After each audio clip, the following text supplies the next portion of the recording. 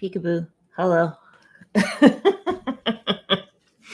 So I put this here because it takes a minute for people to find me, and I still don't have the fancy stuff where you can do windows, and I just don't have time. So hi, there's my piano.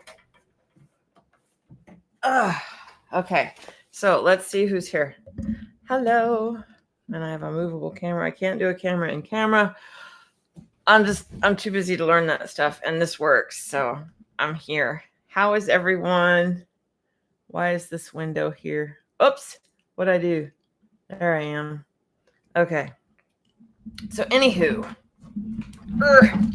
hold on, I got a cable stuck. I have someone say hello to me. Someone says, morning, Michael. Hello, Michael. Good morning. Good morning. It's morning for me anyway. Don. Hi, Don. How are you doing? This is great. I forgot. There's 3 people here. Someone else say hello. I've got Michael and Dawn. Dawn. Michael and Dawn. Because I'm in West Virginia and I sometimes talk like that. It's hot here. It's kind of nice right now, but oh my gosh, it's been so hot. Let me turn off this fan. I just realized I have a fan going that's going to seriously mess with us. There's another one over here. Let me knock that down a notch. I don't want to turn it down too far because it's going to heat up. So, I'm awake. What do we want to talk about? I'm a ragamuffin, but I'm awake. Everybody gets to see my morning face. It kind of looks the same as every other time. I don't wear makeup, so I'm always a little pale. Makeup is dumb. So I said I was going to talk about, I'm going to measure inharmonicity in my pianos, unless someone wants something else. So I guess I'll do that. The problem with the problem with YouTube is that I'm finding people say they can hear it during the live stream, but then after the live stream, it's kind of there. It's at least 50% there, but it's not all there. So, I don't know what to do about that, but you can still get the idea. Oh, isn't that spicy? Okay. This piano is so out of tune again. I have it in tune intermittently, but it's more out of tune than in tune because I use it to teach. So, anywho, there's 3 people here. It's I found that's not always accurate. I can't figure it out because one time I had people commenting, and it said I had like 3 or 4 people here, and I had like 5 people commenting, and then there are times like this where I question. I have 2 people who've said hello, but it says 3 people are here. So I'm assuming someone's just, stalking. It's okay. You're allowed, but I'd rather you say hi, but that's okay. All right, so here we go. Got my nice little handy dandy arm, and we're going to look at F3. Oh boy, isn't that lovely? They're all out. I'm going to tune this octave first. It doesn't have to be good. That's better. Oh, that's already better. Well, there we go. Okay. So, let's measure it here. So I'm going to make this pure at the second coincident partial because it's under my fingers. I'm just going to make it pure there. Maybe. Ugh.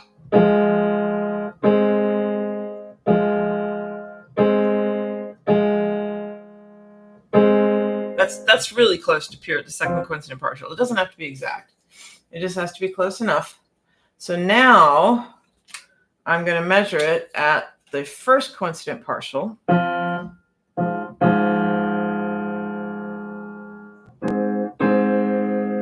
And we are wide. So I have normal, I'm going to call it normal inharmonicity. If you tune it pure at the second coincident partial, it should be just ever so slightly wide at the first. And this is how you tell how much inharmonicity you have, whether it's high or low. The lower the inharmonicity, the more these will be the same. All right, so just like an octave. In fact, let's do this now. Let me tune this octave, and the note I'm kind of checking is F. I want to see what kind of inharmonicity is coming off of F. So since it's under my fingers, I'm going to go ahead and tune this pure at the third coincident partial. You just need two partials next to each other. With an octave, we have several to choose from. Nope, not quite. Come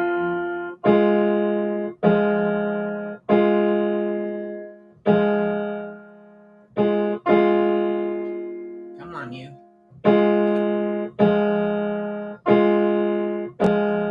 Almost. I knew that was going to happen.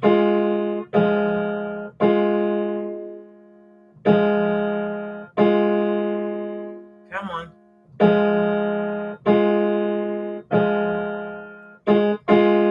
I'm just ever so slightly wide here. Actually, that's pretty good right there. Okay, so I have it tuned pure at the third coincident partial.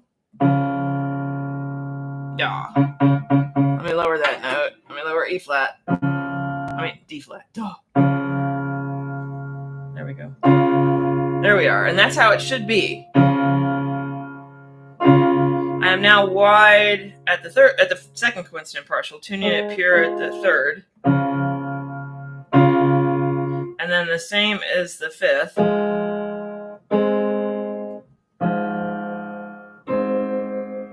So this is I'm gonna say this is like average inharmonicity here. Wait a minute. Okay, wow. That's the beat at the first coincident partial. I have it tuned pure at the second. You can really hear that. Huh. Okay, anyway. Okay, so I have checked the inharmonicity in this piano. It seems rather normal.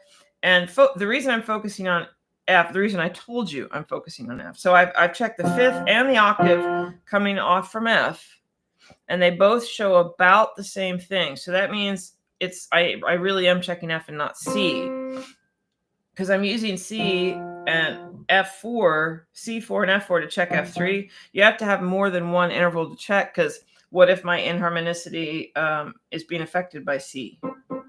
If C doesn't have regular inharmonicity, that's going to affect my measure of F.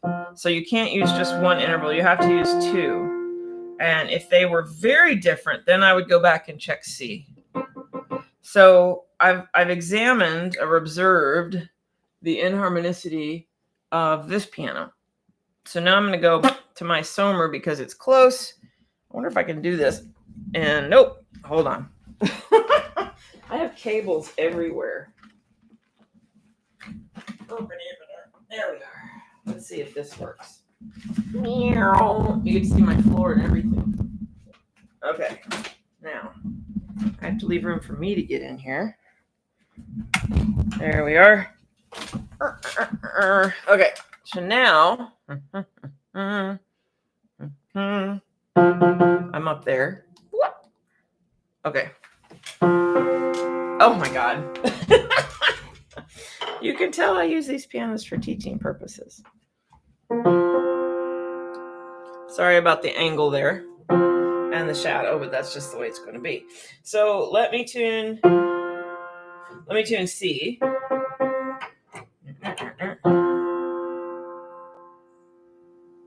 So I actually was narrow.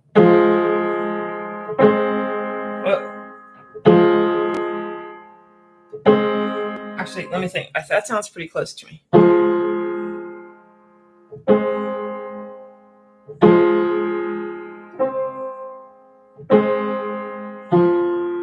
Yeah, so we're going to leave that. That's going to be pure at the second coincident partial. Now I'm going to check it at the first. I'm going to raise my check note calibration note.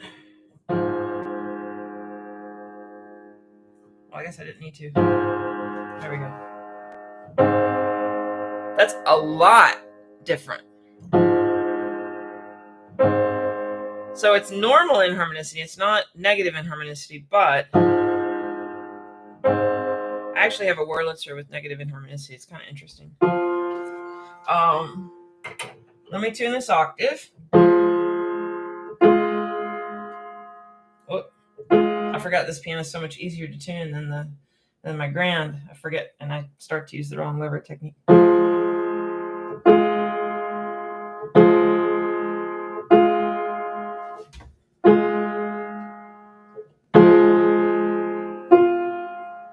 That's pretty close. Okay, now I'm going to measure it. This is the third coincident partial. I'm going to measure it at the second. I'm going to lower this note. Hold on.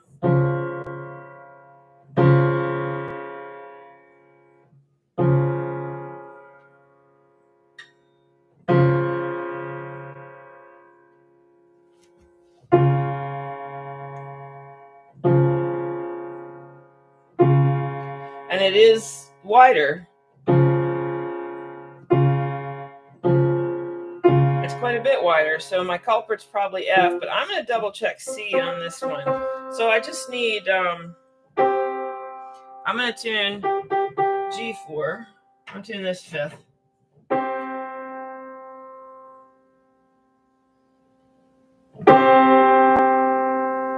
Actually, I could tune the C below too. Whoops. Okay,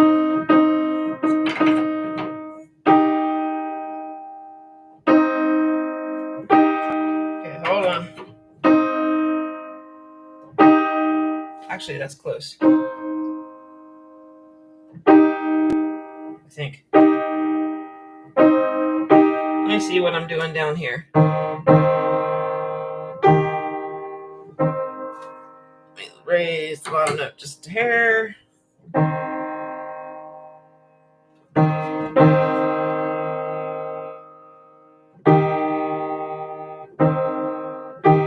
Okay, so these are close. Unless I'm hearing this wrong right now. Let me back up. Ah. I need to raise G just a little.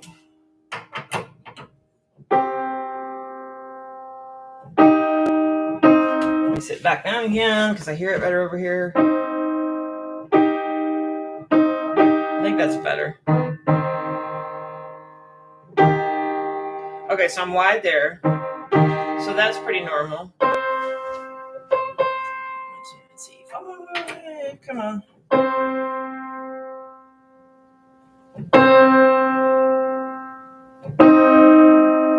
Oh, I can't hear right when I'm next to the piano.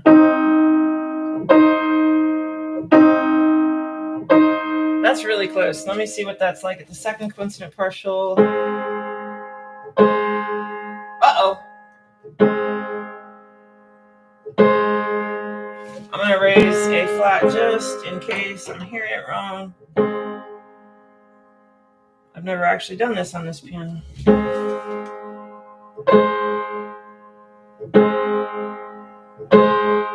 Those are close.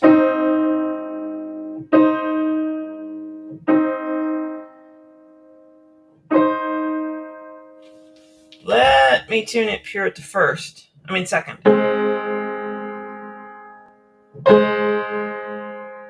It almost is. Oh. Ah, come on.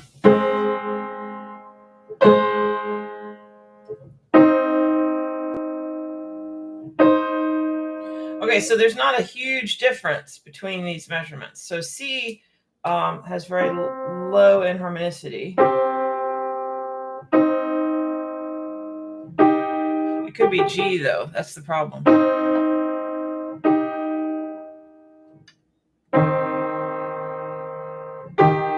That's definitely wider. So I'm going to say the culprit with this is more G as far as the difference in measurement goes. I'm going to say there's probably an inharmonicity shift in here somewhere. I know there's one down here because G and F sharp, the fifths off of that, are not as different as F to C. I do know that.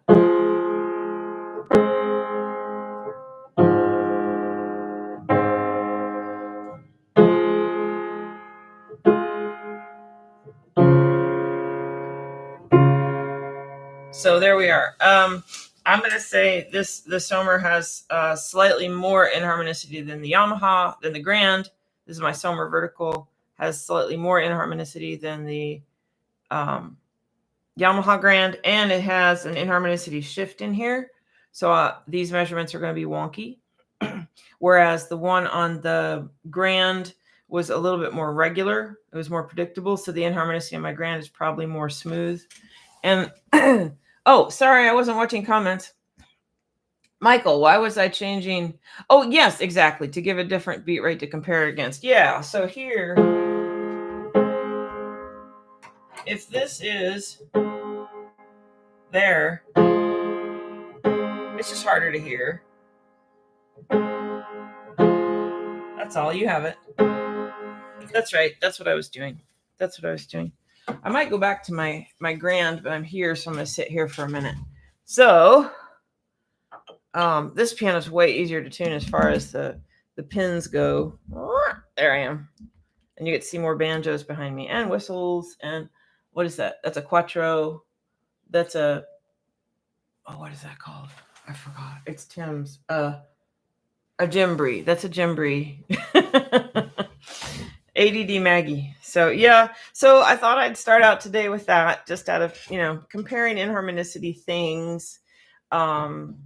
Obviously that takes more time than you want to put into anything. But if you have a note that's giving you trouble, you can compare the measurements at different partials and see if they're wonky. Excuse me. And if, like, let's say I had, my Wurlitzer is actually not here right now. It's at, it's still at the Appalachian South Folklife Center from the tuning camp. I need to bring it home. But it has a spot. I forget which note. I think it's the first wound string. So the first wound string on a piano typically has higher inharmonicity. You usually get a spike there, and this one has a drop, which is weird. But I can't measure it here, and it's usually in another room anyway, so it'd be kind of hard. I should make a video about that. But anyway, I have a whole bunch of videos I want to make, and I don't have time. Does anyone have anything they want to talk about? You have to give me topics. I will promise to come up with one topic to start my videos, but after that, it has to come from you all. And if you just want to chat, we can chat.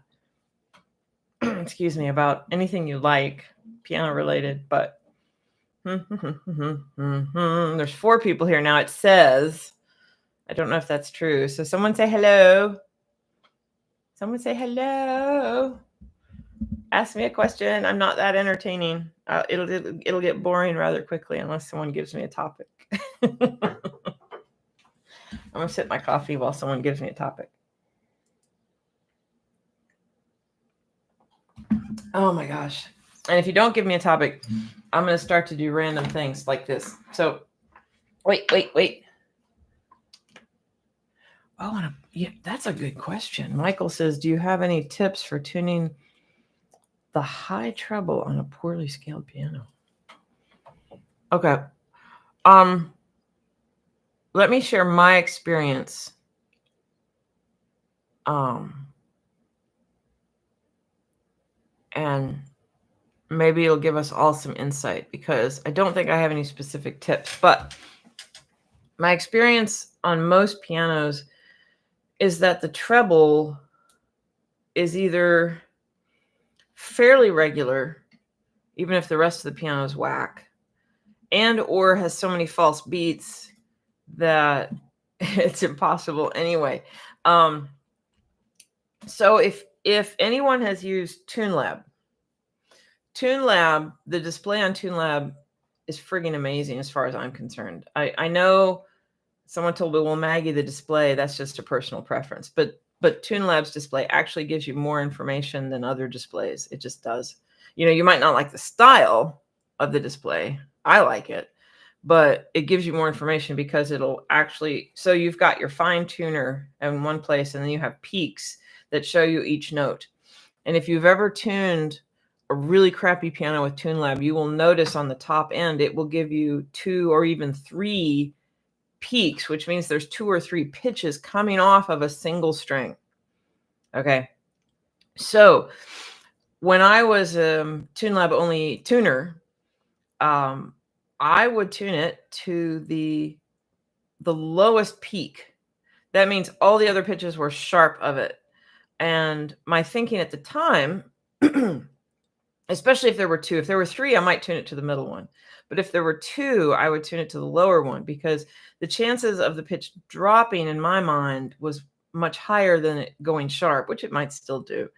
And I feel like most people, I think, prefer the treble and sharp as opposed to flat. So if there's 2 pitches and one of them's a little sharp, I think, I don't know this, this is just my experience and my guesswork. I think it's an educated guess, maybe, but it's a guess. I think most people will tolerate a note that's a little sharp up there as opposed to a little flat as well, and it's going to drop. So if there's 2 pitches, and I'll get to your question in a second. I'm explaining my thinking process about this.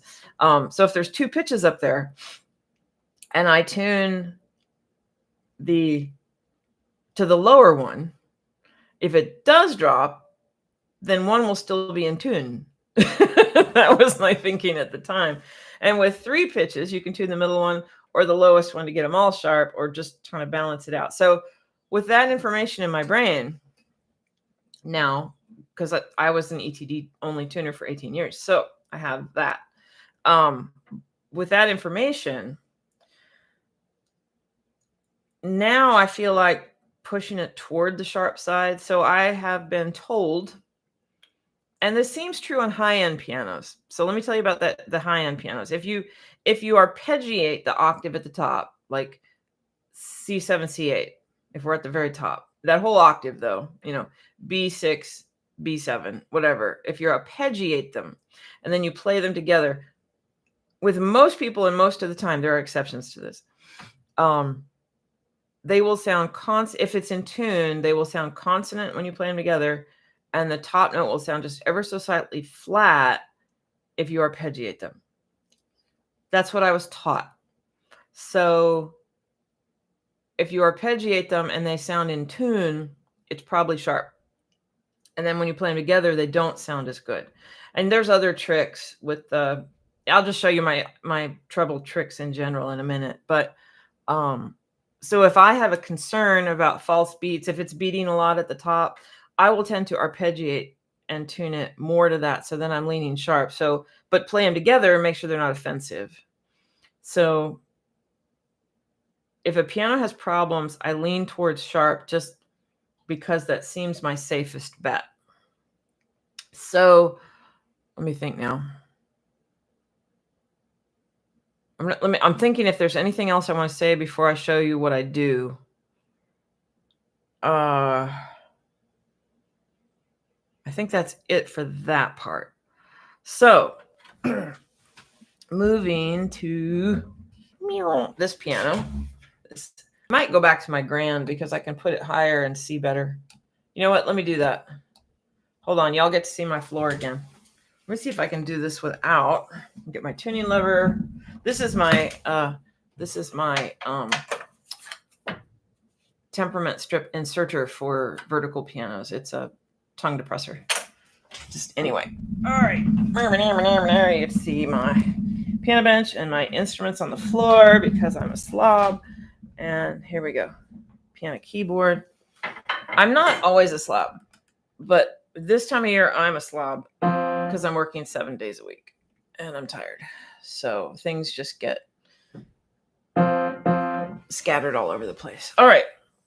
Is my hand? Come on. There. Okay. Oh, I'm going to the top end. See? I'm just easily distracted. Okay, so I think this is easier to see. So with that information in mind, meaning I'm going to err on the sharp side, I'm going to have, let me look at F to F for a minute. In fact, let's listen to it.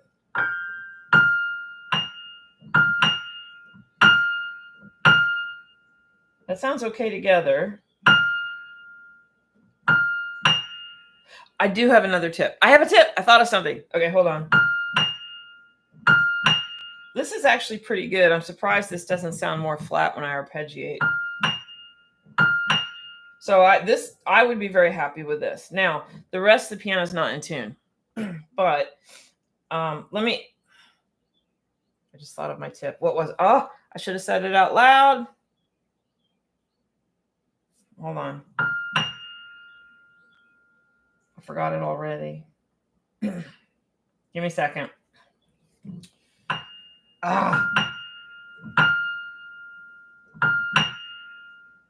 Maybe it'll come back to me. Darn it. Okay, so I've said this before, but let me go over it.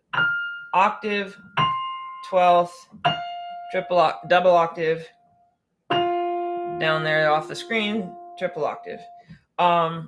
Let's listen to this. Let me see what it sounds like. So we have single octave. Sounds pretty good, actually. 12th. There's a little dirt in that, but it's still not horrendous. Double octave. That's nice and quiet. The double octave should be the quietest one. The 12th and the double octave should be pretty quiet. Triple octave. That sounds sharp.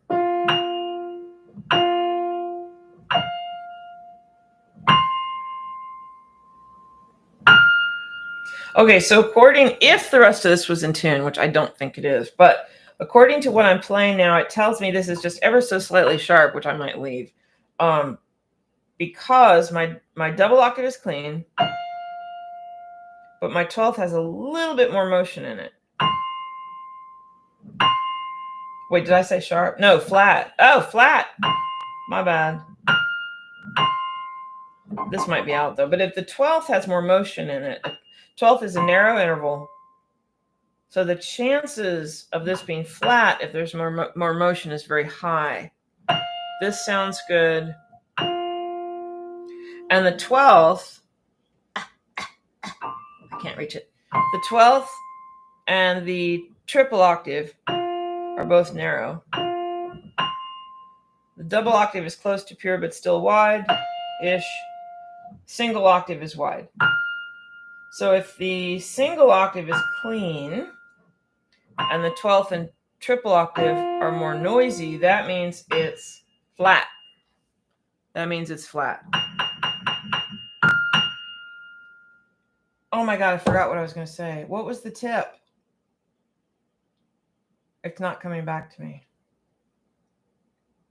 Shoot. Give me 15 seconds.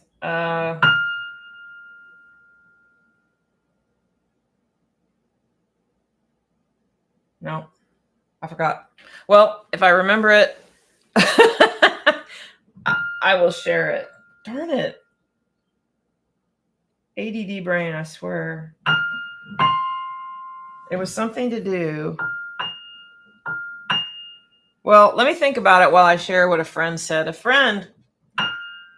Oh, I know what it was. Let me say it now. Mute. And a friend showed me something about a harmonic series you can use up here. I'm going to share both those things. So now I've said it out loud. So if I forget, you can remind me. So the mute thing first. So if I'm on F, what I can do is get a mute and find the halfway point of the string.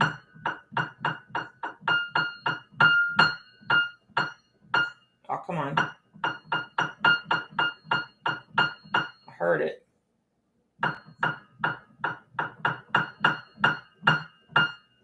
Whoop.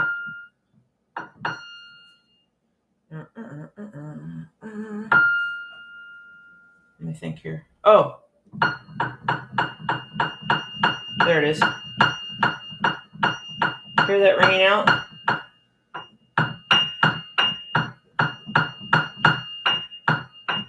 Tune those as a unison. Now, on a poorly scaled piano, this won't work, so I'm not really answering your question. It might work. So you tune the second partial. Whoops. There it is. Nice and loud there. You tune the second partial of the lower note to the first partial, the upper one, just matching pitch. And then the other tip, let me put this mute back because I need it there. Okay. The other tip is, and I have not found this to be useful, but you never know. Somebody might find it to be useful. I'm coming down lower. You do harmonic series below the note. So if I you can go as low as you want. 1. It works better if you have a sostenuto pedal. 1, 1, 5, 1, 3, 5, flat 7, 1, and you play all those notes together. And you can go a little higher. You know, you play the harmonic series but below the note.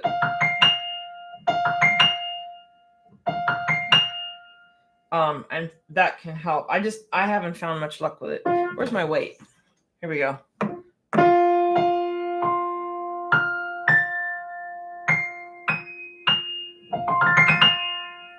Like that. And you can hear it better, supposedly. That actually sounds pretty good. Except I need to do it faster. There we are. So anyway, that was I remembered the tips. That's all I got. Tuning up there's hard. It's just hard. And I have a cable in front of my wheel again. So what I have here is a little wheelie cart, and it's a double keyboard stand that holds 2 pieces of plywood, and on each piece of plywood is a computer, and then I have that on a piano moving dolly. Well, with 4 wheels, so I can push it around my house. Here we go. Michael. Oh, that was Miguel. Oh, Miguel. I read it as Michael. Hi, Miguel. I'm so sorry I called you Michael. Yay. Miguel Mackenzie. What an awesome name. It's like Maggie Jusil. It's 2 different ethnicities. I like it. I have a first name that's Irish and a last name that's Polish. And so I was in, I'll come back, Michael. I'm being ADD again. I don't care. I was in Scotland and we went through Ireland and we were on a bus in Ireland, and a lady was talking to the bus driver and she said, I'm from a mixed marriage. My mom was Irish and my pa was Scottish. And I can't do the accent, but it was hilarious. She was from a mixed marriage. Anyway, Michael, I'm working on my oral tuning skills. Woohoo! And temperament sequence. Thoughts on practicing temperament sequence. I like the way you asked that question because that's going to really help me. Yes. I don't, people who know me don't understand why I say don't start out with a sequence. Don't start out with a sequence. You might be far along, so don't take that wrong. But when I first started to try to learn oral tuning, everybody kept giving me a sequence and I didn't have the fundamentals. And when I say that, I don't just mean checks, although that's part of it. Okay, so checks are definitely part of your fundamentals. But I didn't understand interval relationships as well as I should have. In fact, I understood them quite poorly. The problem is no one is teaching it other than Rick Butler. So, but let me give you some tips.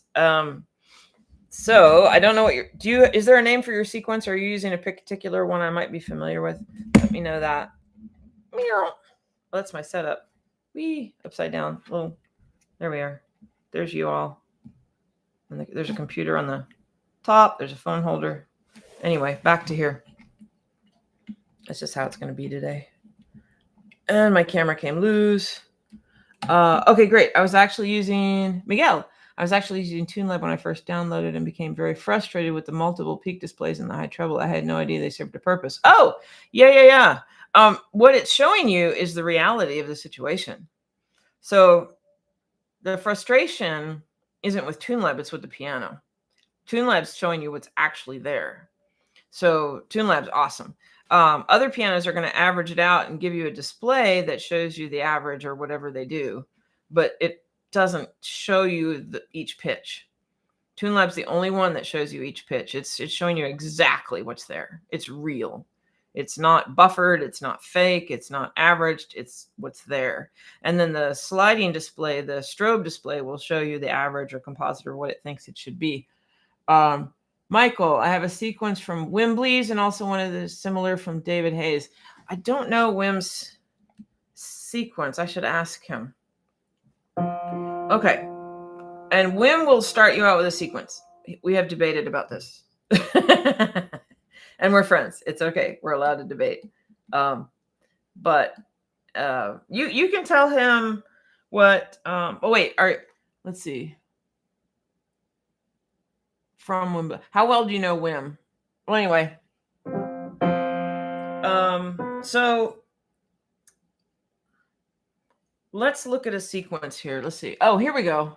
He's giving me something to start with. A3, A4, A3, A4, A4, A3, F3, F4, C sharp 4, thirds and fourths. Okay, let's look at contiguous thirds. Okay, great. Contiguous thirds. We're starting out with that. Kind of doesn't matter what the rest is. I just needed to know how it started. Thank you very much. All right. So with contiguous thirds, you have an octave. You tune your A octave. You tune your F octave. I do have a thought on this as well for you, but it's not. It's just related. It's not going to answer your question, I don't think. So you're going to start out with your contiguous thirds. You're going to get them tuned. Now what? Now you can follow any sequence you want, but let me go over something for just a minute here. And I use this at my tuning camp. When you have a major third, I look at all intervals from a minor third larger. The only one I don't really look at ever is a major seventh. I don't use that. I don't use a major second. I don't use a minor second. I don't use a major seventh. I do use a minor seventh, but you can hear that, except in the bass, so not in the temperament area. And I don't use minor sixth or tritones in the temperament area, but I sometimes use them in the bass. All right, so major third. With a major third, we have the actual major third itself. We have a lower minor third and an upper minor third. Okay. And this is very out of tune.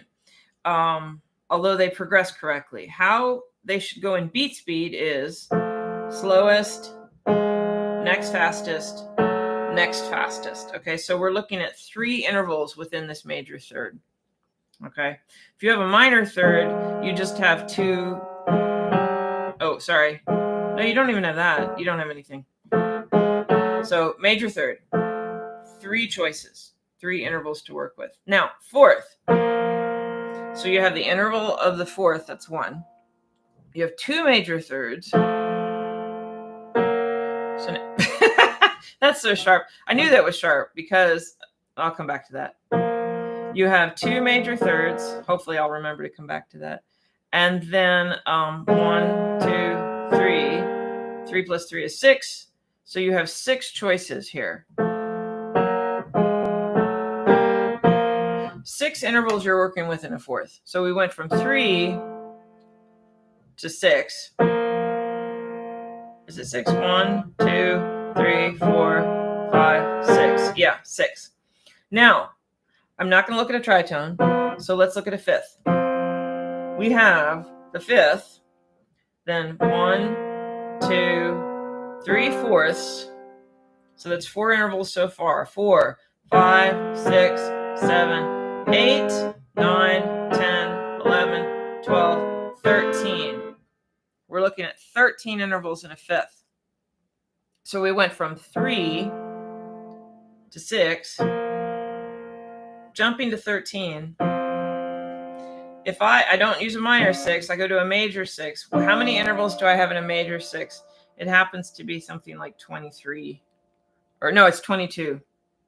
22 intervals or 23, I forget, in a major 6. I don't want to count them right now. But you have 5/5 and then everything in those. Now in an octave, I think it's something like 34 intervals that you're looking at in an octave. So if you look at it this way, it's kind of exponential. So 3 intervals, 6 intervals, what did I say? 13, 22-ish, 23, and then 34-ish. I can't remember. So when you're working with an octave, you're working with a lot of choices, a lot of intervals, and it's really hard to not get lost. It's hard to, if you're starting out, it's hard to know what's going to affect what. And I really like to break it down. If you go to a fifth or a fourth or a major third and play around with it and make things work, you can learn a lot. Having said that, let me show you what I discovered here. So we have F to A. Okay. No. I'm going to sing the beats because it won't come through on the final video. So no. Minor third. That's actually slower, so that's wrong. So I'm going to lower this. Now, am I tuning? No, I'm just learning about interval relationships. Sorry, that was so loud. So I'm going to lower this because this needs to be faster. And I could slow this down if I wanted to, because I'm not trying to get it right now. So I could raise A. Whoops. I mean, please forgive me. I'm going to lower A. That was too much. Okay. Now I'm going to look at this one. Now it's faster. Is it right? No. But we have the right relationship. Okay. Now this one. That's so fast. It should just be a teeny bit faster. And I mean a teeny bit. So if this is fast, it means either A is flat, which it is. I lowered it. Or F sharp is sharp. Okay. Now, watch this. That's so close to pure, it's ridiculous. That confirms F sharp is sharp if I move to a fourth. I've moved to a fourth now. So with a fourth, so I'm a little wide, okay? I'm going to fix my A. Hold on. Okay, now this needs to come down a little bit because a minor third is a narrow interval. This is a little slow. Should be faster. I'm going to lower this. Whoop, not that much. There we go. A little bit slower. Okay, now that should be faster, but that's so fast I can't even count the beats. So here I have no. That's almost equal beating. Let me lower it just a smidge more.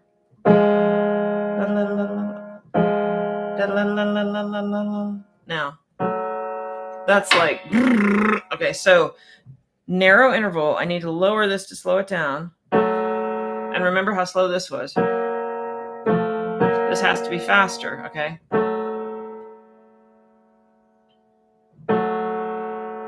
No. Too slow. Has to be faster than this. That's slightly faster. Now let me see how my major third is. Way better, okay? Not right yet, but it's way better. In fact, I'm going to temper this fourth, okay? So let's do this. I'm gonna let me leave the fourth where it is. Let me see here. I'm gonna lower this to speed this beat right up.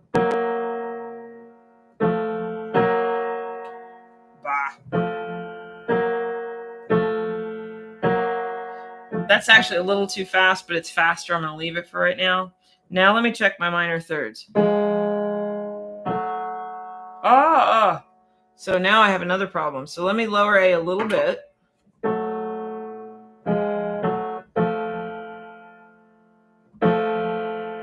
That's a little too slow, but it's going to fix my problem. Now I can slow this down. No.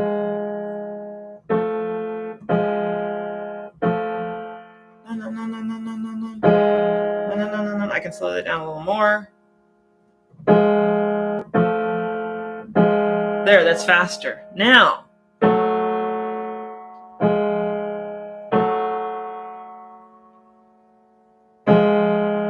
that's a little faster. Uh-oh. Oh, I can raise this now.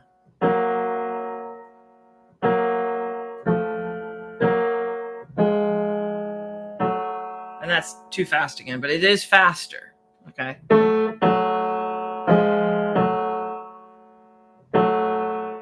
So how can I slow this down? I can raise A again. Let me raise A a little bit.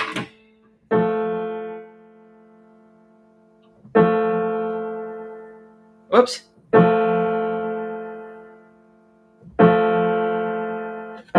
This has to stay faster, so I have to lower A flat.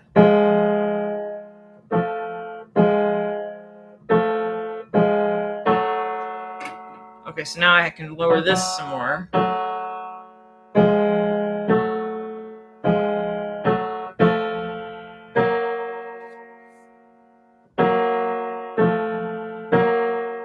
See how I'm playing with this? Now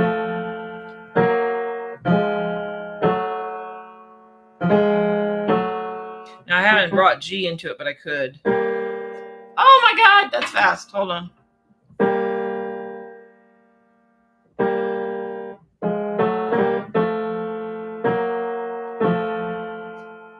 So I think I'll lower A just a smidge more to speed up this minor third. And so then I have a good progression. So what I've done is I've just tempered this fourth. Is it right? No. But what have I learned from this? I've learned quite a bit.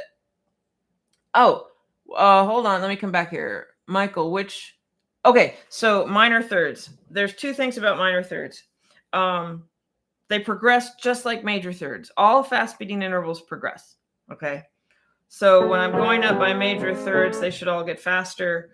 If I go by minor thirds, they should all get faster. And in this range, it's about a half a beat a second different. Is it exactly? No.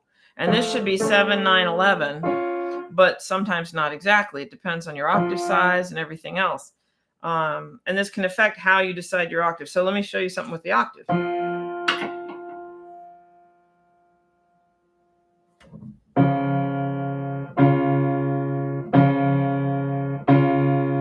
So I'm real close to a 4/2 octave here, okay? And I'm going to come back to the minor thirds, but hold on.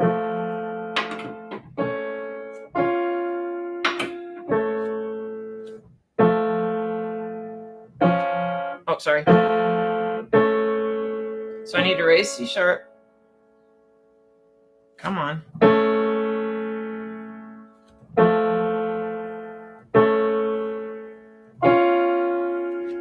Hear that?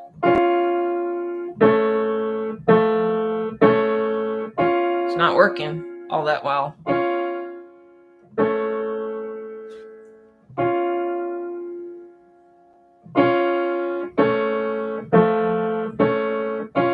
So if the contiguous thirds don't fit, it means your octave is too narrow.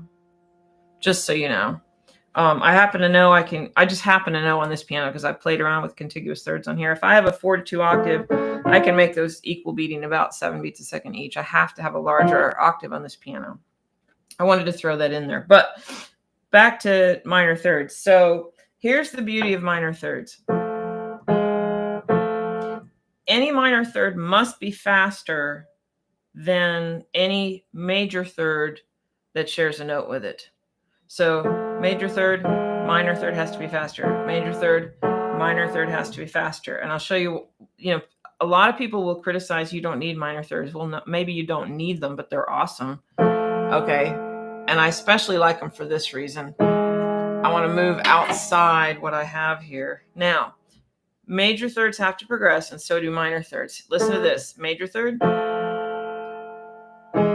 That's too slow. My tuning lever's on E, by the way. Minor thirds. wait, let me tune G again. Hold on. I don't know how in tune the rest of my piano is.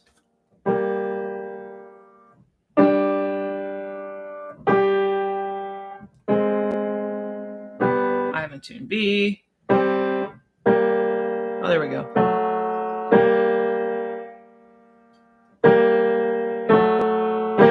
That's a little more in the ballpark. It's still a little fast, but there. See how that's sped up? If my major thirds are getting slower, but my minor thirds are speeding up, it means this is really sharp. Okay. Whoops.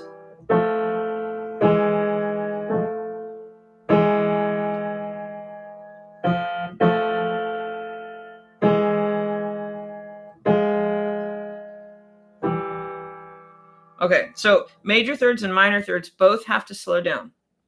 The reason this is cool is because one's wide and one's narrow. Major thirds wide, minor thirds narrow. If I raise this note, I slow this major third down, but I speed the minor third up. If I lower E, I slow down the E to G minor third, but I speed up the E to G sharp major third. It gives you a much smaller window for where you can place E. And if you can't place it with major and minor thirds, chances are something above it is wrong. It's a wonderful tool for catching errors. It's so wonderful for catching errors. So that's why I love minor thirds. And minor six can work the same way, but down low. So anyway, especially as you go down, minor thirds become, this is 7 beats a second. Okay, this is around 7 beats a second, thereabouts, maybe a little faster, but around 7 beats a second. So you can hear minor thirds as you go down. I promise. If you can hear this 11, you can hear this at around 9, 9.5. You can absolutely hear it. People will say, well, they're too fast. Well, yeah, up high they're too fast, but not down in here. You can totally hear them. If you can hear 11 beats a second, you can hear 9. It's really, really, oh, sorry. Let's see. Which minor third? Oh, I answered that one when comparing to major third. Oh, good. I answered that one. I'm so glad you like this, Michael. So my suggestion after all of this to you is to seriously, I'm not kidding, play around with a major third. Try to tune it to itself. It doesn't have to be right. What you're doing is you're getting a feel, an intuitive feel for how these minor thirds work in it. I promise you this will help your brain. It will help you wrap your head around how things interact. The minor third's easy. Fourth is harder.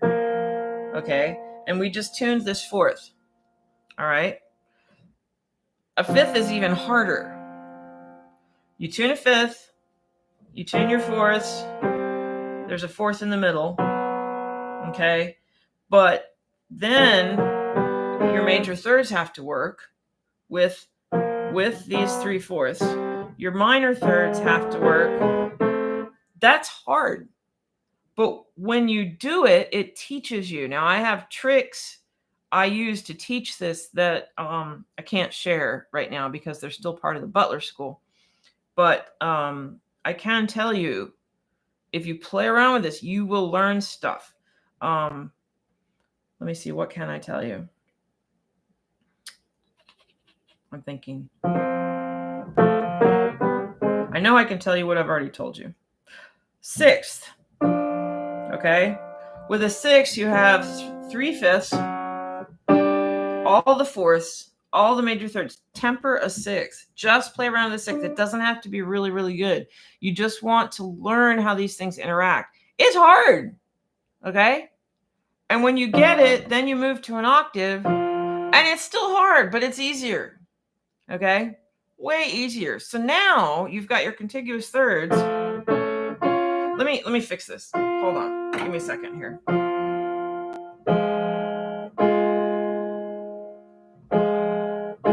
Okay. Yeah, now I can make contiguous thirds happen, maybe. Come on. Come on. Ah.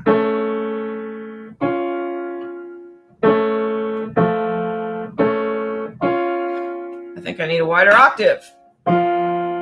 I'm going to make it too wide just so I can get through this quickly.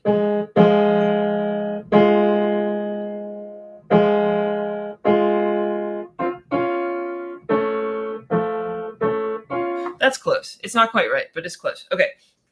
So now you've got your contiguous thirds. All right.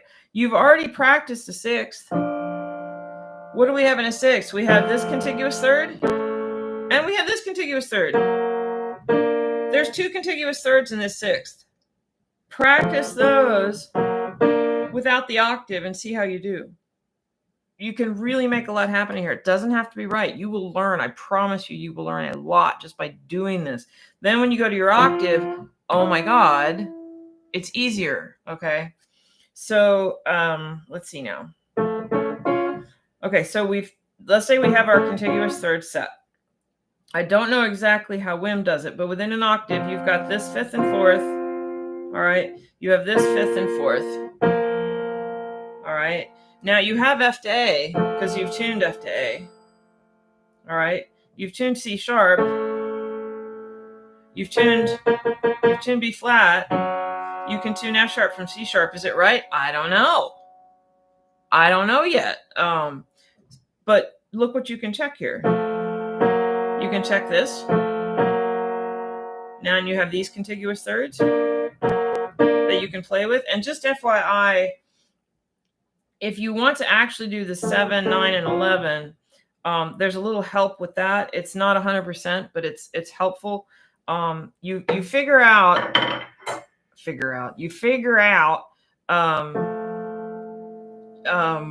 You feel every 4 pulses, 4 beats, and you make that a rhythm. So 1 E-ended, 2 E-ended, like that. 2 E-ended, 1 E-ended, 2 E-ended. Da, da, da, da, da, da, da, da, da, da, da. Now that's my pulse. Now I put 5 to it. 1, 2, 3, 4, 5. 1, 2, 3, 4, 5. Da, da, da, da, da, da, da, da, da. That's too fast. See?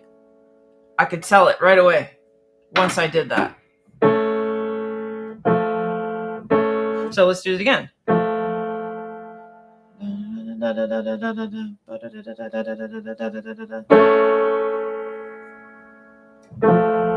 That's better. And it's the same going up. So every contiguous minor third, for every 4 beats of the lower one, the upper one's 5, about. But that's still, if it's not close, then you know it's not close. Is it exact? No. But get you close. So you've got your contiguous thirds. You've tuned your, I don't know the order of your sequence, but you've got this fifth. You've got this fourth. Now what do we have? We have another major third. Okay, these have to progress because you've tuned this fourth. You've tuned that fourth and fifth. You've tuned the C, fifth, fourth. All right. You've got your F to A. This has to be a half a beat a second faster. Okay. And this also has to be faster right there. Okay. So you've tuned this major third. This has to be a half a beat a second slower. And it has to be faster than this. Obviously, we haven't tuned this yet, but that's okay. You can compare the major thirds you've already tuned. From here to here should be a bigger jump. It's things like that. And then you've got your minor thirds. If I've tuned all this and my minor thirds suddenly slow down, red flag. You've caught an error that you didn't know you had. This is why I like minor thirds, because that error is going to show up later and it's going to make you insane. You're going to be chasing your tail around going nuts. Ask me how I know. So you've got these major thirds, but this, oh wait, you haven't tuned A flat yet, but you can. Yes, you have tuned A flat from this fourth. You've tuned A flat from D flat. I use flat, sorry. G sharp from C sharp. Okay. And then that has to progress. So there's minor thirds all through here. You can always pull one in if you're worried about something. They should progress. If they don't, red flag. Having said that, there is a caveat. There is a glitch. There is an exception. If you're crossing a wound string in your F to F, if F or F sharp or G is a wound string, the minor thirds and major thirds should still progress. But if they do, it's going to throw off possibly your fifths and fourths. Or you'll get your fifths and fourths really good and it'll throw off your major and minor thirds, one or the other. You've got to give somewhere. I like to try to compromise between all of them. I could share that. Michael, I had heard of the 4 pulse against 5 pulse before. Oh, great. Great. So let's see here.